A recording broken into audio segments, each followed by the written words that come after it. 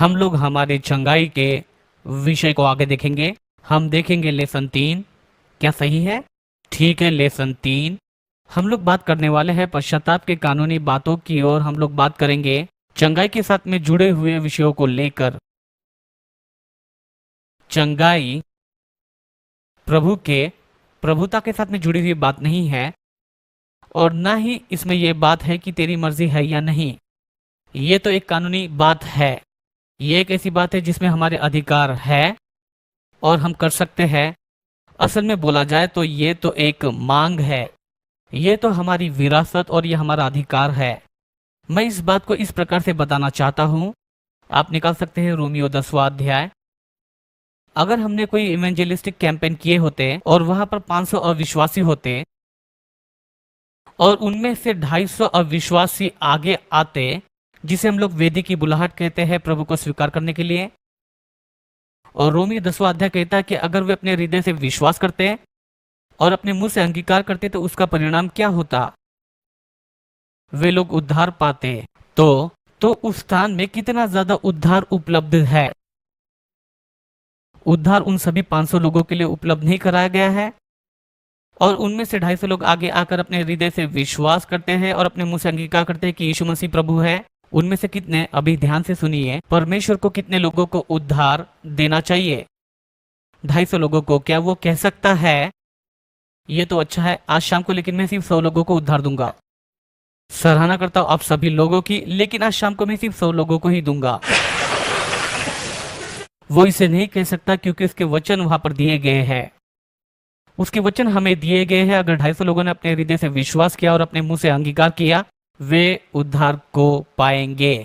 अगर आप उस शब्द उद्धार को यूनानी भाषा में देखते हैं, इसे बोला जाता है सोजो, SOZO। और आपके नोट्स के बिल्कुल आखिरी पन्ने में लिखा है। यहाँ पर थोड़ा अस्त व्यस्त है, लेकिन अगर आप अपने नोट्स के आखिरी पन्ने में देखेंगे, मैंने सोजो इस शब्द का अर्थ बताया है। इसका अर्थ होता है बचाना, सुरक्षित रखना, या फिर खतरों या मुसीबतों से बचा के रखना। क्या आपके नोट्स में है? पृष्ठ 5। ऐसे पीड़ित को जो कि नाश होने वाला है उसे बचाना। ऐसा व्यक्ति जो बीमारी से ग्रस्त है ताकि वो अच्छा हो, चंगा हो और अच्छे स्वास्थ्य को पाए। अगर आप समय निकालते हैं, आज हमारे पास में समय नहीं है, लेकिन अगर आप समय निकाल कर ऑनलाइन में कॉन्कॉर्डेंस में देखते हैं, ये जो शब्द है सोजो, आप इसे भिन्न भिन्न रीति से इस्तेमाल होता हुआ देखेंगे। ये प्रकट करता है पापों से उद्धार और बीमारी से चंगाई के विषय में, और ये तो बार बार लिखा गया है। आइए फिर से जाए रोमियो 10 में। ये कहता है कि अगर तू अपने हृदय में विश्वास करे और अपने मुंह से ये अंगीकार करे, तुम हो जाओगे। ये नहीं कहता कि हो सकते हो, तुम हो जाओगे सोजो, जिसमें पापों से उद्धार शामिल है। सभी लोग उसमें सहमत थे। अगर 250 लोग आगे आते हैं, प्रभु को क्या करना आवश्यक होगा? उद्धार देना होगा। और कौन सी बात उसे करना ही होगा? और ऐसी कौन सी बात है जो उसे करना ही है? उनकी चंगाई। ये तो एक कानूनी बात है। ये तो कोई तू क्या चाहता है वाली बात नहीं है। ये तो कोई किसी के प्रभुता करने वाली बात नहीं है। स्पेनिश में हम लोग शब्द इस्तेमाल करते हैं कैप्रिशियस। ये कोई कैप्रिटिसो या कैप्रिशियस नहीं है, या ऐसी कोई बात नहीं शायद मैं करूंगा या ना करूं। ये तो एक कानूनी बात है। और जब हम इस बात को समझ जाते हैं और फिर कि वो इस रहस्यमय भरी बातों में से चंगाई को प्राप्त करे, पता नहीं कैसे कार्य करता है क्षेत्र में जहां पर हम लोग सच्चे रूप से इस कानूनी दावपेच में आते हैं। अगर आप चाहे, और हमें लगता है यही तो हमारा अधिकार, यही तो विरासत है, ये ऐसी बात है जो हमारे लिए पूरी की गई है, जितना कि पापों से उद्धार जिस प्रकार से हमारे लिए उपलब्ध कराया गया। आइए निकालेंगे रोमियो 5वां अध्याय उसका 12वां वचन। रोमी 5 का 12।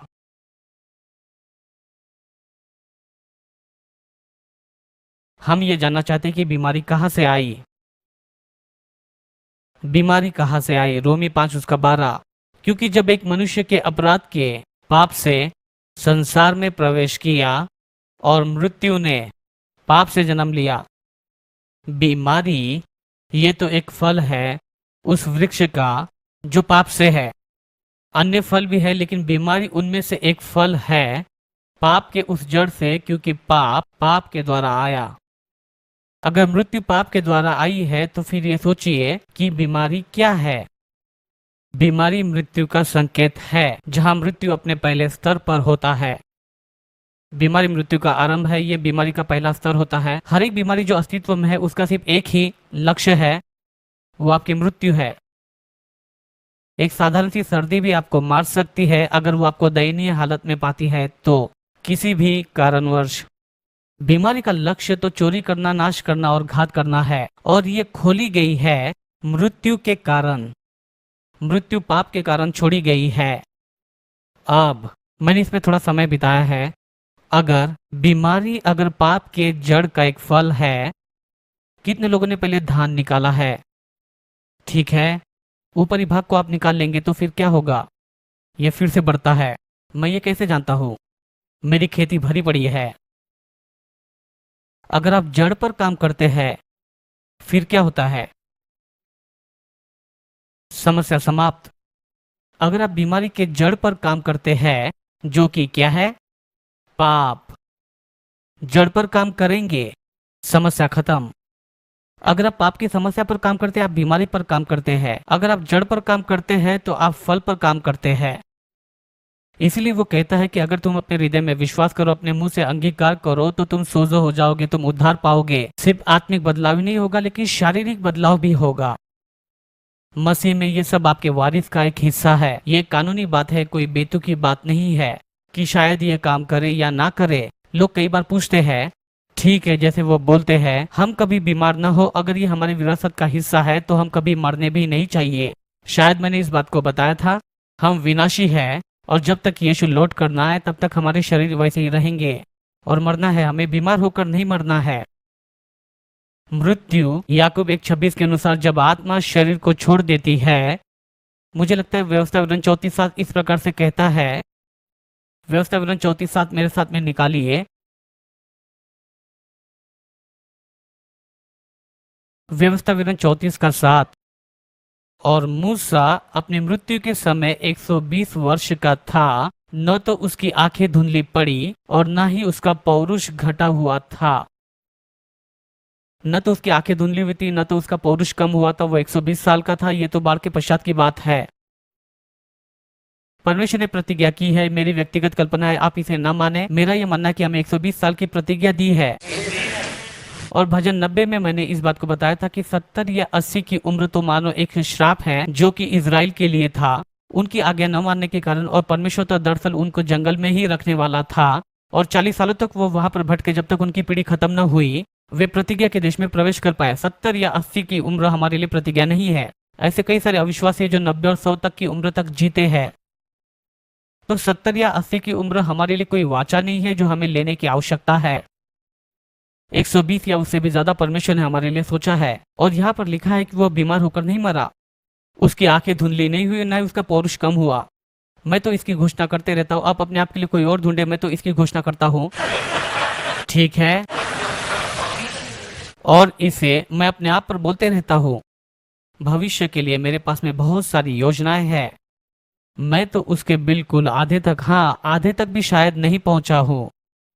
इसलिए मैं अपने आप को उस स्थिति में नहीं देखता। परंतु ये तो मनोदशा है जो कि कानूनी छुटकारे पर आधारित है। कानूनी छुटकारे की समझ ये है कि जितना ज्यादा मेरा शारीरिक स्वास्थ्य पर अधिकार है उतना मेरे आत्मिक उद्धार पर भी है। यह सभी बातों पर लागू होता है उस क्रूस पर। तो पाप एक जड़ है और मृत्यु उसका फल है। अगर आप पाप जो जड़ है उस पर कार्य करें, आपने फल पर काम किया। भजन संहिता 103 निकाले। और हम देखने वाले छुटकारे को जो दाऊद के द्वारा देखा गया। दाऊद छुटकारे को देख सकता था और उसे समझा और परमेश्वर ने इन वचनों को उसे दिया। मैं उसे खोज रहा हूं। भजन संहिता 103। हे मेरे मन यहोवा को धन्य कहे और जो कुछ भी मुझ में है उसे धन्य कहे। आज सुबह मैंने कुछ बहुत ही दिलचस्प पढ़ा। किसी ने फेसबुक पर लिखा था, क्या होता अगर आज का दिन हमारा होता जो अंतिम होता, तो हम कल के किस बात के लिए धन्यवाद देते। हाँ, वो तो अच्छा है। आपके पास में अगर आज का दिन ही है तो कल के किस बात के लिए धन्यवाद देंगे। मैं शायद इस विषय में सोचूंगा, क्योंकि सामान्यतः मैं तो ऐसा जीवन जीता हूँ जो आशीषों से भरा प्रभु को धन्यवाद देने वाला हो। मैंने खुशी और आनंद के एक बड़े ही रहस्य को जाना है कि आप छोटी छोटी बातों में खुशियों को ढूंढना शुरू करें। छोटी छोटी बातों में आप खुशियों को ढूंढना शुरू करें और हर बात में धन्यवाद को दें। तो मेरे घर के विषय में भी ऐसी कुछ बातें हैं जिसमें मैं आनंद मनाता हूँ, खुश होता हूँ और अपने समय को बिताता हूँ। कुछ विशेष स्थान हमारे घर के ऐसे हैं जिसकी मैं सचमुच में बहुत ही सराहना करता हूँ और उसके बाद में मैं काम पर निकल जाता हूँ।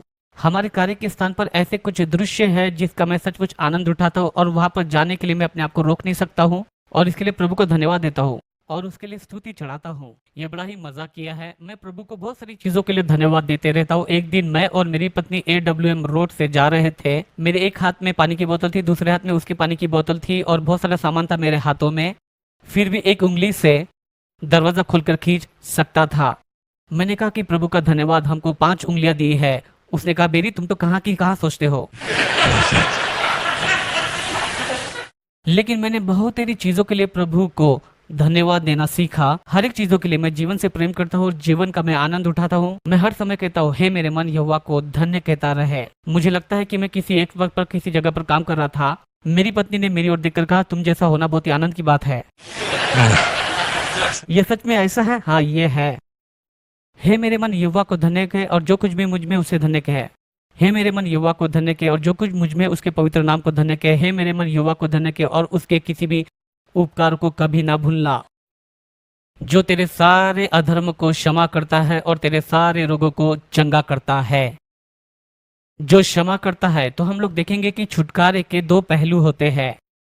इसका एक आत्मिक पहलू है और इसका एक शारीरिक पहलू है। मैं आज आपको इस बात को बताने की कोशिश कर रहा हूं। अगर ये तेरी इच्छा वाली कोई बात है तो ये कानूनी बात है। जो तेरे सारे अधर्म को क्षमा करता है और तेरे सारे रोगों को चंगा करता है। यह संपूर्ण व्यक्तित्व की देखभाल करता है। यहोवा को धन्य कहे क्योंकि आपका प्रबंध अस्तित्व में है। चाहे आपकी मांग कोई भी क्यों न हो, चाहे शारीरिक हो, आत्मिक हो, भावनात्मक हो या फिर मानसिक हो, प्रभु को धन्य कहे। प्रभु की स्तुति हो एक ऐसी बात है जिसके लिए आपको काम करना है और इसे बनाना है। यह एक ऐसी बात है जो आपके लिए कर दी गई है। ये क्रूस पर आपके लिए पूरी कर दी गई है। निकालिए यशायाह 53। यशायाह 53।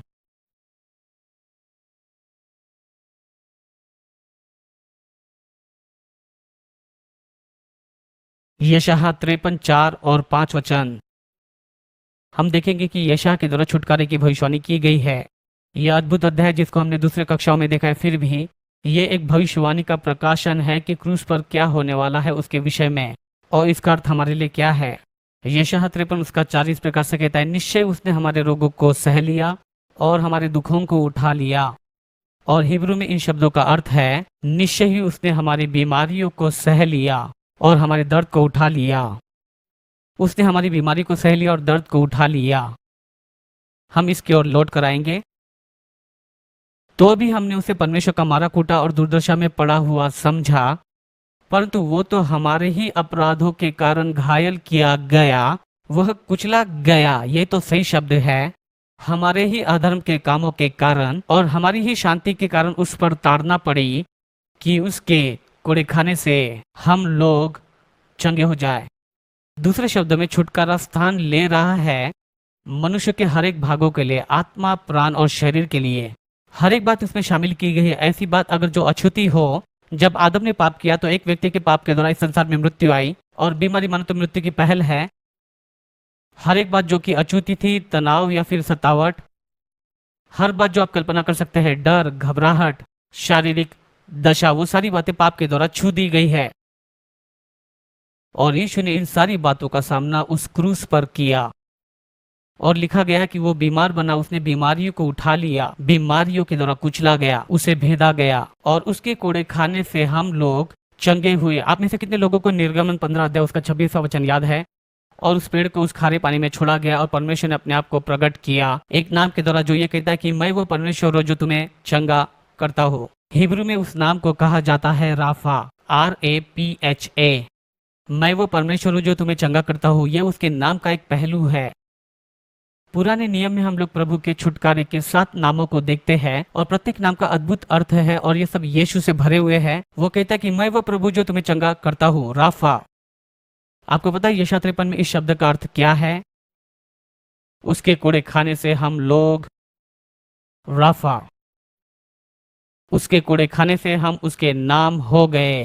राफा, हम चंगे हुए। मैं प्रभु तुम्हें चंगा करने वाला हूँ। उसके कूड़े खाने से हम लोग, राफा अगर तुम चाहो, हम चंगे हुए।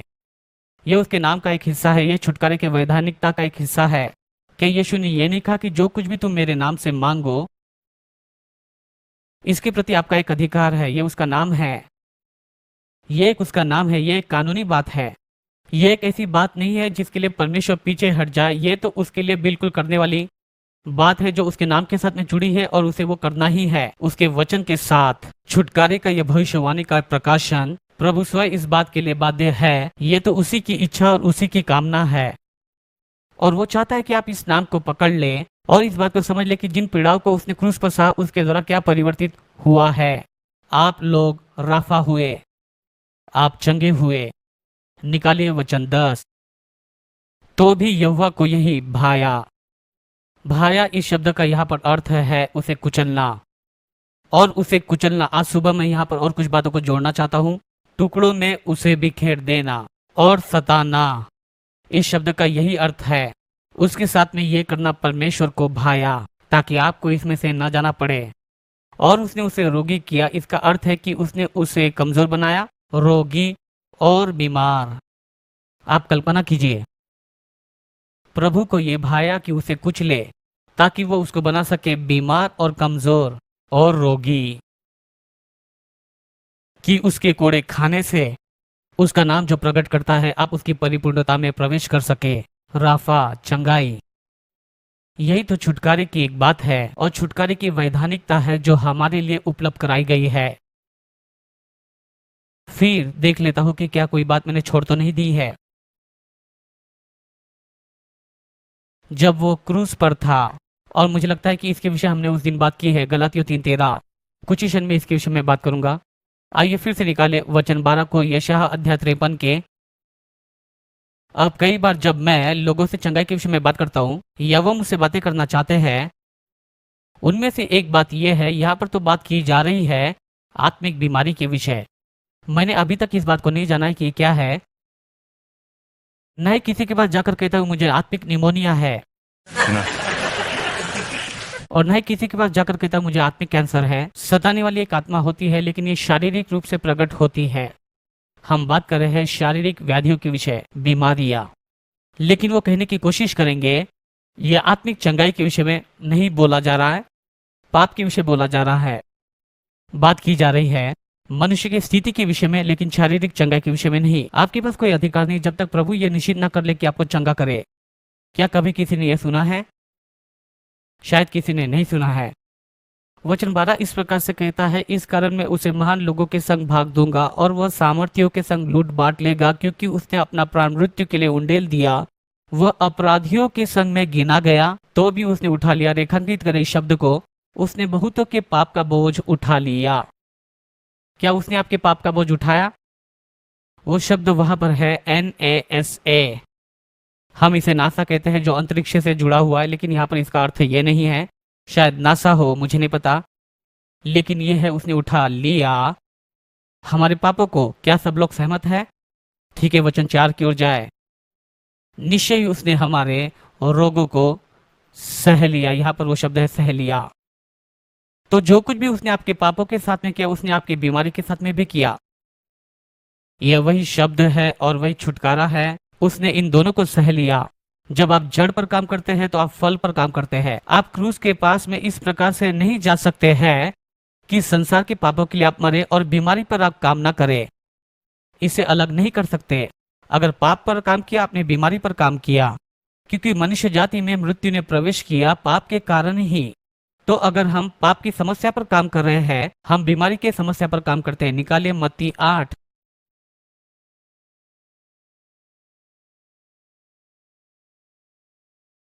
मत्ती 8:14 से 17।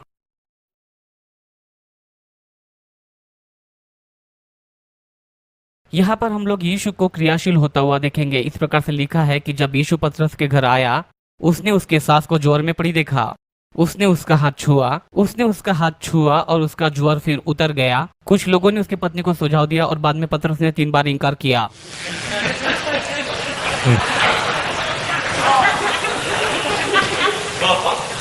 बना के रखना।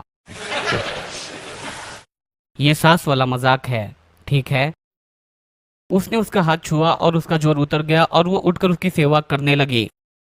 और फिर जब संध्या हुई तब वे उसके पास में बहुत से लोगों को लेकर आए जिनमें दुष्ट आत्माएं थी, और उसने उन आत्माओं को अपने वचन से निकाला और सब बीमारों को चंगा किया, ताकि जो वचन यशायाह भविष्यवक्ता के द्वारा कहा गया था वो पूरा हो। उसने आप हमारी दुर्बलताओं को ले लिया और हमारी बीमारियों को उठा लिया। यहाँ पर दो भाग है जिसके विषय में मैं बोलना चाहता हूँ। तो सबसे पहले यहाँ पर किस प्रकार की बीमारी पर वो कार्य कर रहा है, आत्मिक बीमारी या फिर शारीरिक।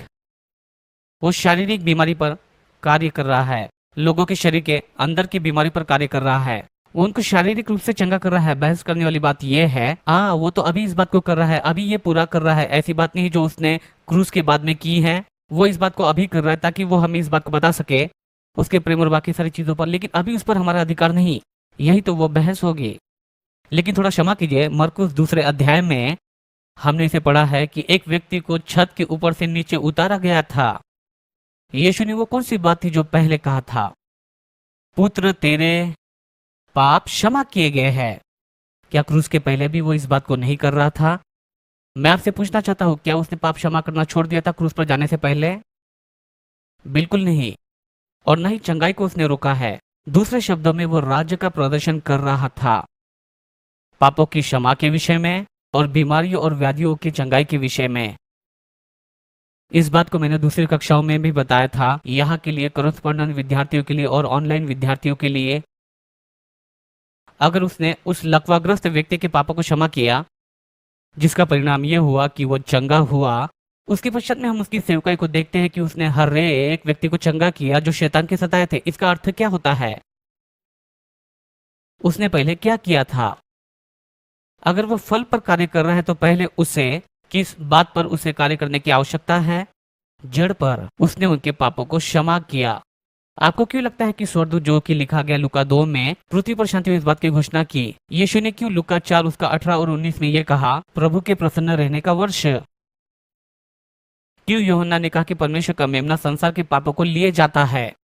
देखिए, ये तो जड़ों पर कार्य कर रहे हैं ताकि वह फलों पर काम कर सके।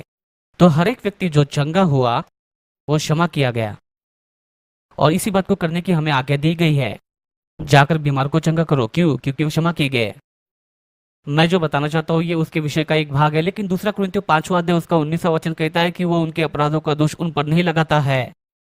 पहला यूहन्ना 2:2 ये कहता है कि वो हमारे पापों का प्रायश्चित है, और केवल हमारे ही नहीं वरन सारे जगत का भी। पाप की बात ये पूरे संसार के साथ में जुड़ी हुई है, इसीलिए चंगाई भी पूरे संसार के लिए उपलब्ध कराई गई है। अब यहाँ पर कुछ थियोलॉजिकल स्कीम्स निकल आएगी, लेकिन आपके पास में अधिकार है कि आप चंगाई की खबर को लेकर जाए भटके हुओं तक, क्योंकि जड़ पर काम किया जा रहा है। देखिए, आप चाहते हैं कि आप पूरे संदेश को लेकर जाए और वे उद्धार पाए, लेकिन वे उद्धार पाने के लिए चंगाई पा सकते हैं। एक सभा में मेरी पत्नी ने उद्धार के पहले चंगाई पाया, क्योंकि उस सभा में उसने चंगाई पाया इसलिए उसने उद्धार भी पाया। चमत्कारिक रूप से तुरंत ही वो चंगी हो गई और उसे लगा कि ये तो बहुत ही अच्छा है, मैं जानना चाहती हूँ कि किसने किया। और वहीं पर उसने अपने जीवन को प्रभु को दिया।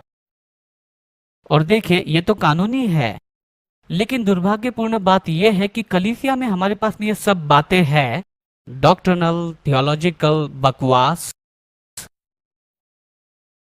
सोचिए जरा, मैं विषय से थोड़ा हटकर बोलना चाहूंगा। सोचिए जरा, मत्ती 17 में जब यीशु अपने 3 चेलों के साथ में परिवर्तन के पहाड़ पर जाता है, उसी दौरान उसके 9 चेले पहाड़ के नीचे खड़े हैं और एक व्यक्ति अपने बेटे को लाता है। सब लोग मेरे साथ में यहाँ पर हैं।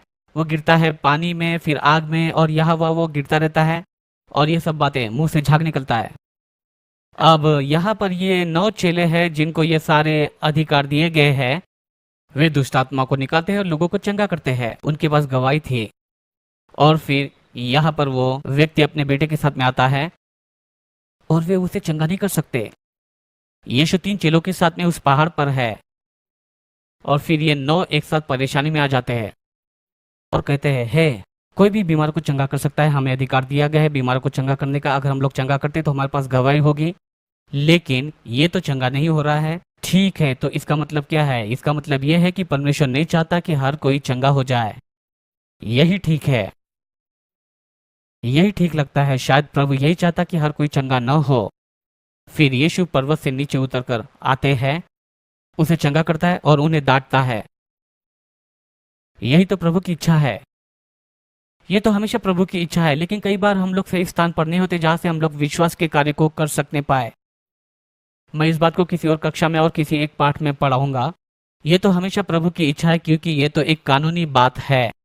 अगर कोई चंगा नहीं होता है तो इसका मतलब यह नहीं कि प्रभु ने कुछ रोक के रखा है। इसका अर्थ यही है कि कोई तो भी क्रम के बाहर है, चाहे वो बीमार हो या फिर वो सेवक हो, कोई तो भी क्रम के बाहर है। लेकिन प्रभु की इच्छा पहले से ही स्थापित की गई है और परमेश्वर का प्रबंध कानूनी रूप से पहले से ही स्थापित किया गया है। चंगाई सबके लिए है, भटके हुओं के लिए भी, ये सबके लिए है। प्रभु की स्तुति। ठीक है,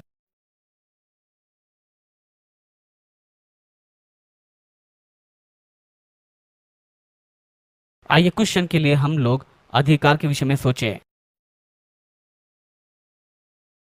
बीमारी का आपके शरीर पर अधिकार है। आप उन्हें क्यों अनुमति देते हैं? देखिए, बहुत तेरे बार जब कोई बात हमारे शरीर के विरुद्ध में आती है, हमारे मन को इस बात को एक भिन्न रूप से देखना चाहिए। कैसे मैं इस बात पर जय प्राप्त कर सकता हूँ, या कौन सी दवाइयों को मुझे लेना पड़ेगा, कैसे मैं डॉक्टर की अपॉइंटमेंट्स को लूंगा। यहाँ पर मैं किसी को नीचा नहीं दिखाना चाहता हूँ, बिल्कुल नहीं। आपकी विचार क्षमता को मैं बताना चाहता हूँ। बीमारी का आपके शरीर में अधिकार है, और परमेश्वर के संतान के रूप में जो प्रभु के लहू से खरीदे गए हैं और उसके कूड़े खाने से आप लोग चंगे हुए हैं, और मसीह यीशु में आप स्वर्गीय स्थानों में उसके साथ में बिठाए गए हैं। बीमारी का अधिकार है उसके शरीर में। क्या आप उसके शरीर नहीं है? तो बीमारी का आपके शरीर में अधिकार है। जब आप अपने सोचने के तरीके को बदलेंगे, आप अपने कार्य के तरीके को भी बदलेंगे। अगर कोई ऐसी बात जो आपके शरीर के विरुद्ध में आती है, तो आप उठकर बोलेंगे, नहीं नहीं, ये तो बिल्कुल भी गैर कानूनी है। जब कोई बात गैर कानूनी होती है, उस पर हम कार्य करते हैं।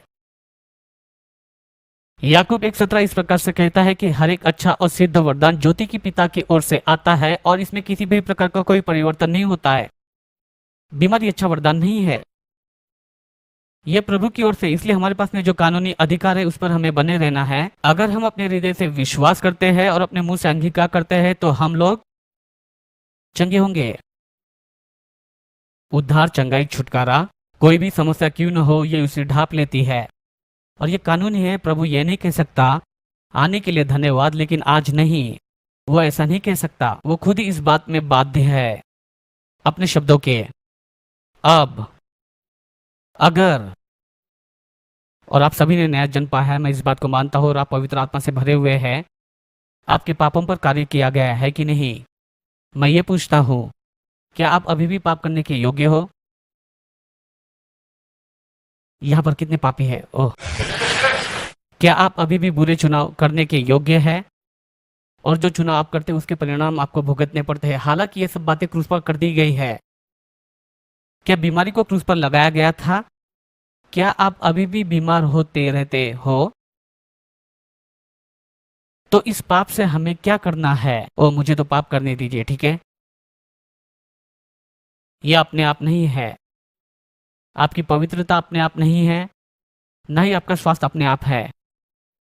उन बातों पर हमें जोर डालने की आवश्यकता है। आज सुबह कोई तो भी मेरे पास आकर ये प्रश्न पूछा काम के विषय में कि क्या इसमें काम करना शामिल नहीं है? हाँ। कौन से कार्य है? यूहन्ना 14 उसके 12 के कार्य, और उससे भी बड़े काम तुम करोगे, क्योंकि मैं पिता के पास जाता हूँ। हमें बुलाया गया है कि हम यीशु के कार्यों को करें और यीशु की इच्छा पर हम लोग जोर डालें। और कई बार इसका अर्थ आक्रामक विश्वास है, कई बार इसका अर्थ पहाड़ों से बोलना है, कई बार इसका अर्थ दुष्टात्मा को निकालना है, या फिर परेशान करने वाली आत्मा। कई बार इसका अर्थ होता है कि हम इसमें क्रियाशील होते हैं। ये तो ऐसी बात है जिस पर कानूनी बातों पर जोर डाला जाता है। अगर मेरे पास में एक नया टीवी है और ये काम करना बंद कर दे, मैं सिर्फ निर्भर नहीं हो सकता उस वारंटी पर और टीवी का इंतजार करूं कि वो खुद ठीक हो जाए। मुझे क्या करना पड़ेगा? मैं वारंटी को लेता हूं, और फिर मैं टीवी को लेता हूं, और फिर विक्रेता के पास जाता हूं, और जो उत्पादक है, और मैं उन्हें जो लिखा है उस पर जोर डालता हूं। मुझे कुछ न कुछ करना पड़ेगा। टीवी अपने आप से नहीं सुधरेगी। यीशु ने कहा कि तुम मुझसे भी बड़े कामों को करोगे। हमें इस बात को परखना है कि हम किस प्रकार के कामों के विषय में बात कर रहे हैं। हम व्यवस्था के कामों के विषय में बात नहीं कर रहे, हमें वो नहीं करना है। ना ही हम धर्मी होने के विषय में बात कर रहे हैं। वचन तो बहुत तेरे कार्यों के विषय में बात करते हैं। शरीर के काम, शैतान के काम, व्यवस्था के काम, खुद को धर्मी ठहराने के कार्य, विश्वास के कार्य। हम विश्वास के कार्यों के लिए बुलाए गए। तो उन बातों के लिए कुछ कहा गया है माफ करना, आपके शरीर में परमेश्वर की इच्छा को लागू करना वारंटी के आधार पर, वैधानिकता के आधार पर। यह कानूनी बात है। आज काम खत्म करने के पश्चात में मैं बाहर जाता हूं और आप में से किसी को मेरे कार में जाते हुए देखता हूं, मैं कहूंगा, हे मेरे प्रिय विद्यार्थी, तुम मेरे कार में क्या कर रहे हो? ये कार मेरी है। और वो प्रिय विद्यार्थी कहेगा, आपका मालिकाना हक मुझे दिखाओ। तो मैं उस ग्लव कंपार्टमेंट को खोलूंगा और वहां से अपने सारे कागजात को निकालूंगा और कहूंगा कि यहाँ पर लिखा है, मुझे तो आपका मालिकाना हक नहीं दिख रहा। और मैं उत्तर दूंगा, क्या तुम पढ़ सकते हो? आप में से कुछ लोग कहते हैं कि मैं अपनी चंगाई को नहीं देख सकता। क्या आप पढ़ सकते हो? आप तो पहले से ही मालिक हो। आप तो इसके मालिक हो और ये बिल्कुल कानूनी है। तो अब क्या इसके ऊपर में जोर डालोगे?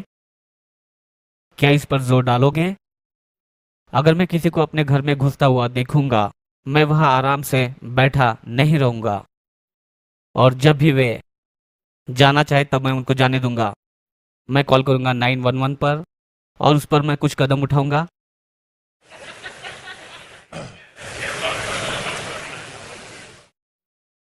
एक बार हमारे साथ में ऐसा हुआ था। इस बात को मैंने दूसरी कक्षा में बताया था और मैं तो परिस्थिति के वैधानिकता पर मैं जोर डालूंगा।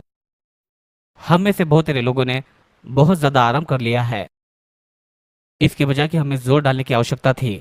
मैं मेरे परमेश्वर के साथ के संबंध में आराम की स्थिति में हूँ, लेकिन मैं बहुत ही क्रियाशील हूँ उसकी इच्छा को मेरे जीवन में डालने के लिए।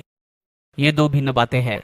मैं इसलिए काम नहीं करता कि प्रभु खुश हो जाए, यह तो हो चुकी बात है, लेकिन मैं काम पर इसलिए जाऊंगा ताकि परमेश्वर की इच्छा मेरे जीवन और मेरे परिवार के जीवन में पूरी हो पाए। तो क्या आप यहाँ पर उस भिन्नता को देख पा रहे हैं? ये एक कानूनी बात है और यहाँ पर निर्भर है माफ करना, जोर डालना है। सोचिए, हमको दिया गया है, हमें दिया गया है, हमें यीशु का नाम दिया गया है, पवित्र आत्मा, परमेश्वर की प्रतिज्ञाएं, नई वाचा और उसका लहू, परमेश्वर का विश्वास, परमेश्वर के शस्त्र, परमेश्वर के वरदान, राज्य की कुंजियां। ये सारी बातें हमें उपलब्ध कराई गई है, इसलिए नहीं कि हम लोग आराम से बैठे रहे, लेकिन इसलिए ताकि हम लोग परमेश्वर की इच्छा को पूरी करें। और इस पर जोर डाल सकते इसलिए क्योंकि इसके लिए उसने अपनी जान तक को भी दे दिया। हे मेरे प्रभु, हे मेरे प्रभु, तूने मुझे क्यों छोड़ा? और वो पृथ्वी के निचले स्थान तक गया और सारी चीजों को उसने सहा, इसलिए ताकि आप लोग आराम से बैठ सके। उसने अपनी सामर्थ और शक्ति को देकर आशीषित किया ताकि हम लोग उसके राज्य को बढ़ा सके। और ये आपके शरीर से आरंभ होने की आवश्यकता है। और जब उसमें कानून और सत्य आ जाता है तो आपका शरीर उसके लिए कुछ करने लगता है। इसके ऊपर में अधिकार ले ले, क्योंकि ये एक कानूनी बात है या फिर ये तो आपकी इच्छा वाली बात है, ये उसकी इच्छा है। अपने हृदय में इसे पकड़े रहिए और अपने शरीर पर इसे बोलना शुरू कर दीजिए, उस पर अधिकार रखिए और याद रखिए ये तो कानूनी है। अब निर्गमन 15 उसका 26 कहता है कि मैं तुम्हारा चंगा करने वाला परमेश्वर हूँ, यानी राफा। जो हमने देखा है यशायाह 53 में कि उसके कोड़े खाने से हम राफा हुए। निकले पहला पत्रस 2:24। ये तो हिब्रू शब्द है, इसे हमने पहले शारीरिक रूप में देखा, बीमारियां और शारीरिक चंगाई। पहला पत्रस 2:24 यह कहता है कि वो आप ही हमारे पापों को अपनी देह पर लिए हुए क्रूस पर चढ़ गया, जिससे हम पापों के लिए मरकर धार्मिकता के लिए जीवन बिताए। यहाँ पर पाप की बात है। उसी के मार खाने से तुम लोग चंगे हुए, इसमें बीमारी की बात है। भजन संहिता 103 कहता है कि वो हमारे सारे अधर्म को क्षमा करता है, सारे रोगों को दूर करता है। यशायाह 53 कहता है कि उसने हमारे पापों को और रोगों को सह लिया। हमेशा दो पहलू होते हैं उसमें, और ये तो कानूनी बात है। और यूनानी में यहाँ पर जो शब्द है तेरे कोड़े खाने से हम लोग चंगे हुए, मैंने इस पर थोड़ी बहुत बात की है। ये तो आत्मिक बीमारी के विषय में है, चाहे ये कोई भी बात क्यों ना हो। ये कहता है कि तुम चंगे हो। यहाँ पर जो शब्द यूनानी है मैं उसे बोल नहीं सकता, IAOMAI। नए नियम में करीबन 28 बार ये शब्द आया है। 26 बार ये शब्द सिर्फ एक ही चीज पर जोर डालता है, वह है शारीरिक चंगाई, और 2 बार ये अंतर्निहित है। ये तो शारीरिक चंगाई का शब्द है, उसके कोड़े खाने से तुम चंगे हुए शरीर में। ये वो वचन है। यशायाह 53 और पहला पत्र 2:24, यहाँ पर जो शब्द है जो चंगा करता है। और शायद मैं यहाँ पर और दूसरे विषय को भी ले रहा हूँ, लेकिन मैं इस वक्त उसे बताने वाला हूँ।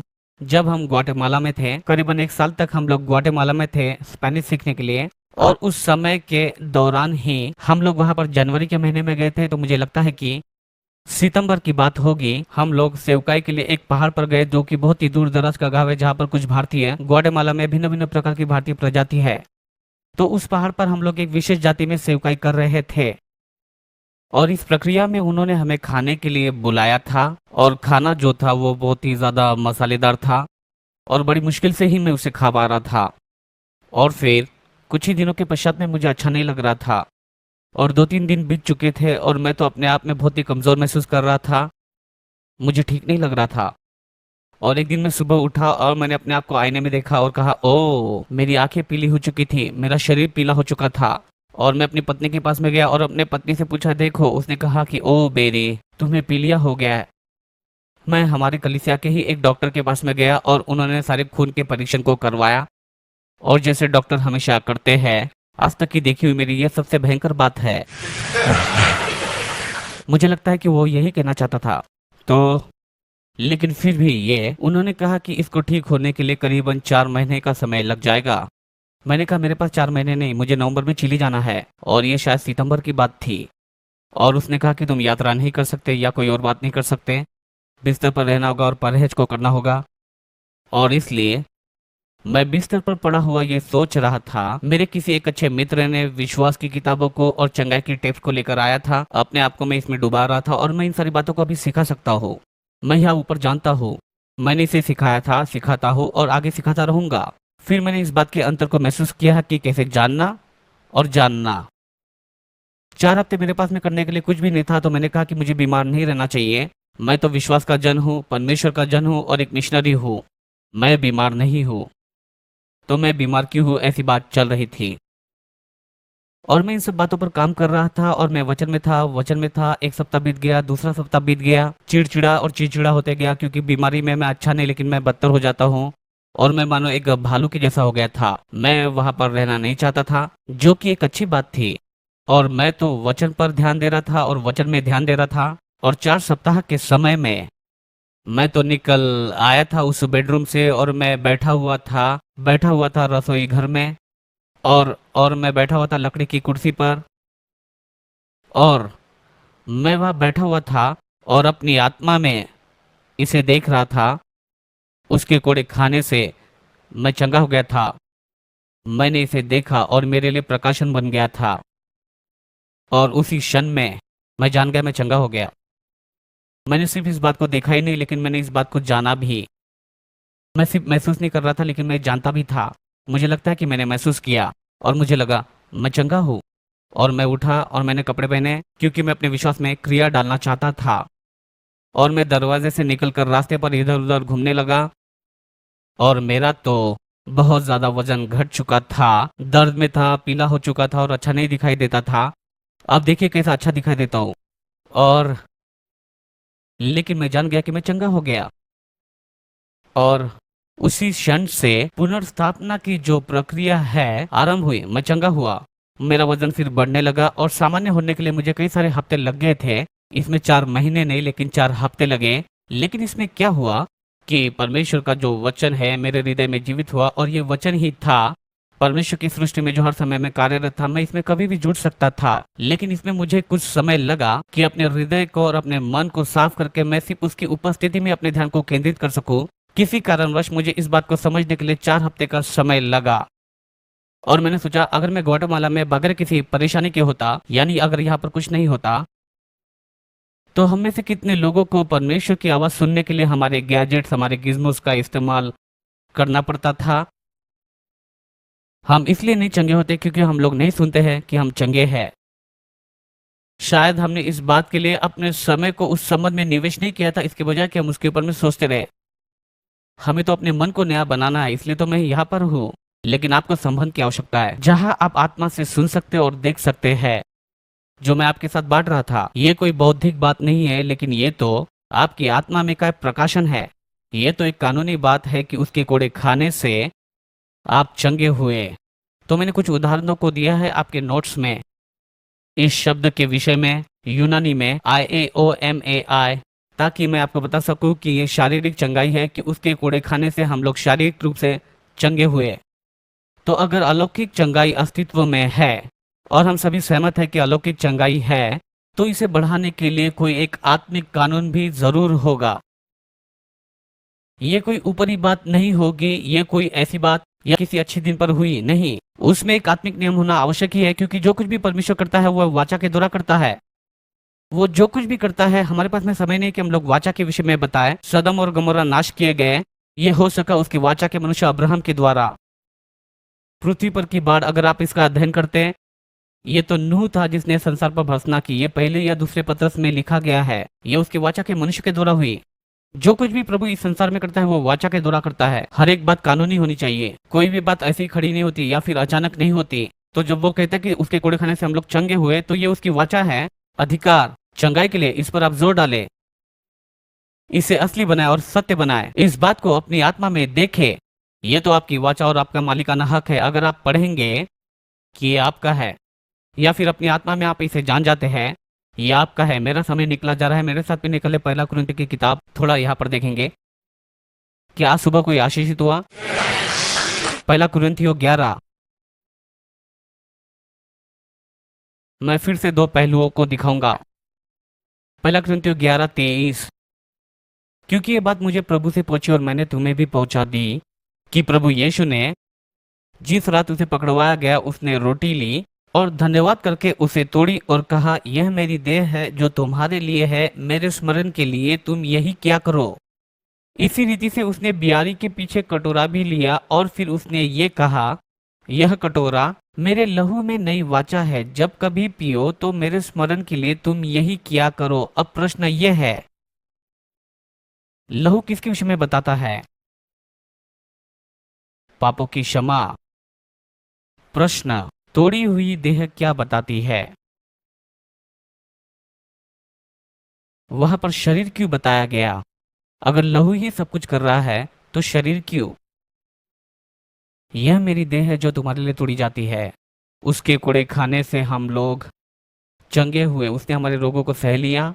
वो लहू, उसने हमारी बीमारी को सह लिया। और वो कोड़े, शरीर, उसमें चंगाई होती है। और जब कभी भी मुझे प्रभु देने का मौका मिलता है, जो मुझे बहुत सालों से नहीं मिला है, ये तो एक चंगाई की सभा है। मैंने तो टूटे हुए शरीर पर बहुत सारे संदेश दिए, क्योंकि उसमें चंगाई है। अगर आपका उसमें विश्वास है, जब कभी मैं प्रभु भोज लेता हूँ, चाहे वहां पर कुछ भी क्यों ना परोसा जाए, मैं हमेशा 2 टुकड़े करता हूँ सिर्फ मेरे विश्वास के लिए, और मैं उसका सेवन करता हूँ और अपने शरीर में चंगाई, स्वास्थ्य और जीवन को पाता हूँ, क्योंकि उसकी देह मेरे लिए तोड़ी गई थी। देखिए, हम लोग लहू का प्रचार करते हैं, लेकिन शरीर के भागों के विषय में नहीं जानते। मेरा एक मित्र था जिसका चेहरा जला हुआ था और वो प्रभु भोज ले रहा था, और उन्होंने दिया था मांसा क्रैकर को, यहूदी अखमीरी रोटी, और उस पर कुछ रेखाएं होती है। ये रेखाएं क्या बताती है हमें नहीं पता, लेकिन ये यीशु के कोड़े के विषय में बताते हैं। और जब उसे देख रहा था, उसने उसकी ओर देखा और तुरंत उसने अपने आप को चंगा होते हुए देखा, और उसने उसे लिया, उसका सेवन किया, और उसको देखने के द्वारा ही वो तुरंत ही चंगा हो गया। आत्मा में उस चिन्ह ने उसकी आत्मा को जागरूक किया। नई वाचा में स्वास्थ्य और चंगाई है।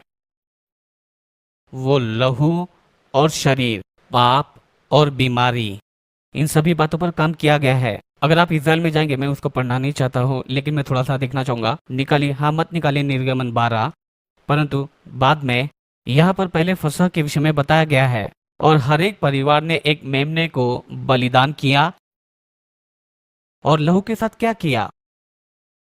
उन्होंने चौखट पर उसे लगाया ताकि वो उनको ढांप सके और उनको सुरक्षा दे सके आने वाली उस मृत्यु के दूत से, जो मिस्रियों के खेमे में आकर पायलटों को मारेगा। तो यहाँ पर जो लहू है उनको उससे बचाता है, परंतु बाद में उन्हें मेमना खाना पड़ा, पूरे मेमने को।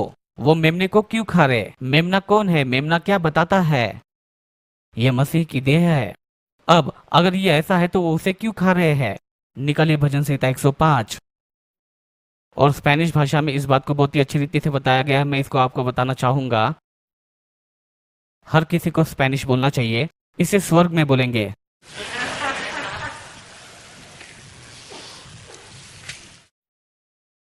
भजन 105, 36 और 37।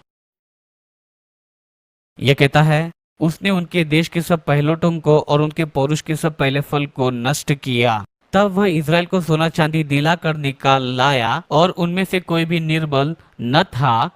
स्पेनिश में नहीं पता, लेकिन हिब्रू में यह कहता कि कोई बीमार न था। वहां पर कोई भी व्यक्ति बीमार न था। उनकी जाति में हम बात कर रहे हैं। आश्चर्य कि 6 मिलियन या फिर 3 मिलियन लोग, मुझे यह नहीं पता। वहां पर करोड़ों लोग। उन्होंने चौखट पर उस लहू को लगाया ताकि मृत्यु का दूत न आने पाए और न ही पहिलौठा मारा जाए, परंतु उन्होंने मेमना खाया। और हम लोग कहेंगे कि 3 मिलियन लोगों ने मिस्र को छोड़ा चंगे होकर। उनमें कोई भी निर्बल न था, न तो कोई कमजोर या रोगग्रस्त उनके बीच में न था। क्या आप कल्पना कर सकते हैं कि अगर कलीसिया इसी प्रकार के जीवन को जिए तो? जब हम इस बात को समझते हैं कि ये जो रोटी है और ये जो कटोरा है ये हमारे पापों के लिए है या बीमारी के लिए हो, हम लोग स्वस्थ होने चाहिए। इसलिए याकूब कहता कि अगर तुम में कोई बीमार हो, तुम में कोई बीमार ना हो, यही हमारी गवाही होनी चाहिए। और कलीसिया तो एक ऐसा स्थान होना चाहिए जहाँ पर चंगाई और स्वास्थ्य बहुतायत से हो।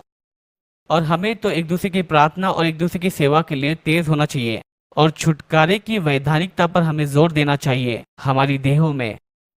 यह एक ऐसी बात है जिसके विषय में हमें उत्साहित होना चाहिए और हमें लगातार करना चाहिए।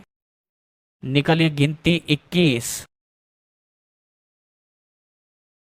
थोड़ा ही समय बचा है। गिनती 21 के विषय में बताऊंगा, लेकिन अभी योना 3 निकाले। गिनती 21 में वे जंगल में प्रभु के विरुद्ध में बलवा करते हैं और फिर सांप आते हैं। मुझे लगता है कि पहले मैंने इसे बताया है।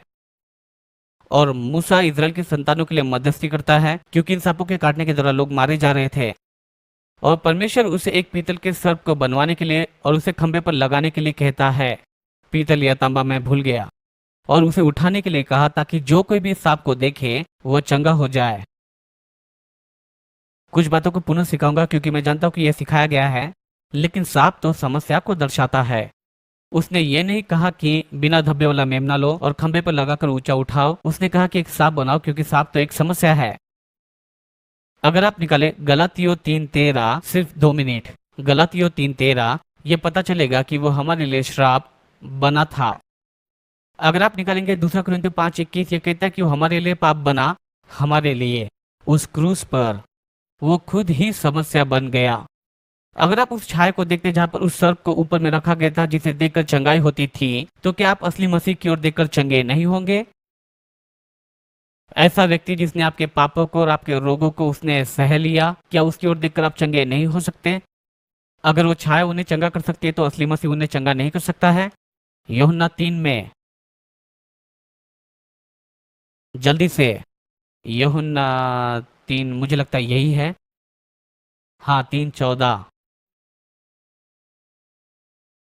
और जिस रीति से मूसा ने जंगल में सांप को ऊंचे पर चढ़ाया, उसी रीति से आवश्यक है कि मनुष्य का पुत्र भी ऊंचे पर चढ़ा जाए, ताकि जो कोई विश्वास करे वह नाश न हो परंतु अनंत जीवन को वह पाए।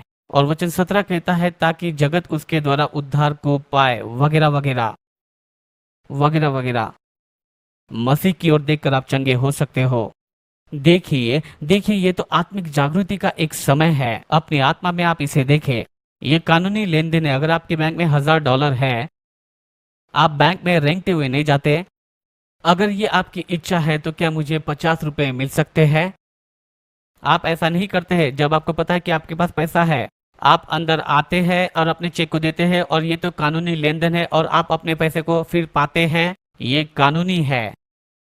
आपके आत्मिक अकाउंट में क्या है? आपका सारा स्वास्थ्य और चंगाई वहां पर है। रेंगते हुए जाकर भीख नहीं मांगना है। ये तो कानूनी लेन देन है। जल्दी से और एक उदाहरण लेंगे।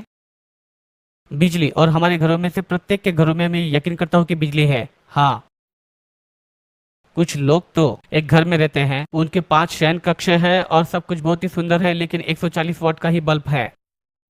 और उनके पड़ोसी के पास में तो अच्छी टीवी, वॉशर, ड्रायर और सब कुछ ही अच्छा है। हर प्रकार का गैजेट और हर प्रकार की लाइट वहां पर है और सब कुछ एक साथ चला जाता है।